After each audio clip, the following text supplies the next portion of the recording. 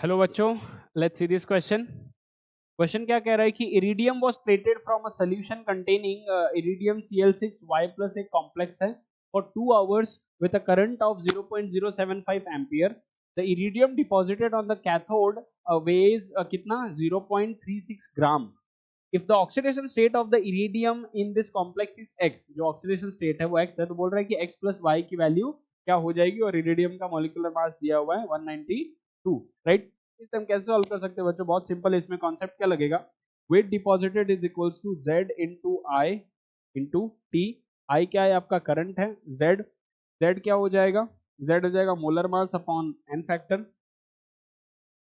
The whole divide by 96500 coulombs, right. बहुत simple है। तो यहाँ पे हमारे डेटा क्या क्या गिवन है, वेट दिया हुआ है, W कितना दिया हुआ है बच्चों 0.36 ग्राम्स। तो W इज इक्वल्स टू 0.36 ग्राम, ये हमें गिवन है एक तो।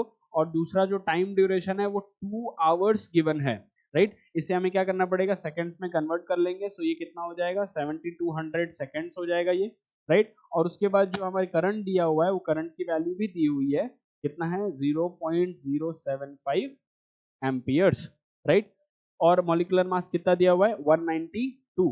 तो अगर हम फॉर्मूला लगाए, weight deposited that is equals to z into I into t, z into I into t, तो वो क्या हो जाएगा molar mass upon n factor, उसे हम x मान लेते हैं। वही किसके बराबर हो जाएगा, इसके ऑक्सीडेशन स्टेट के बराबर, जो चेंज आया होगा इलेक्ट्रॉन्स का, the whole divided by 96500 multiplied by molar mass हो गया 192, x हमें निकालना है 96500 आई इंटू टी।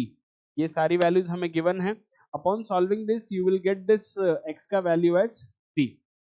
x का वैल्यू कितना आया 3 मतलब इरिडियम Cl6y प्लस, राइट। अगर इरिडियम का ऑक्सीडेशन स्टेट 3 आया है और क्लोरीन 6 है, मतलब 3 नेगेटिव चार्ज एक्स्ट्रा और आएगा इस पे, मतलब y की वैल्यू क्या हो जाएगी -3 आ जाएगी, राइट। तो y की वैल्यू आ गई कितनी -3। तो x प्लस y क्या हो जाएगा 3 -3 which comes out to be 0। तो 0 is the correct answer. I hope you understood this question. Thank you.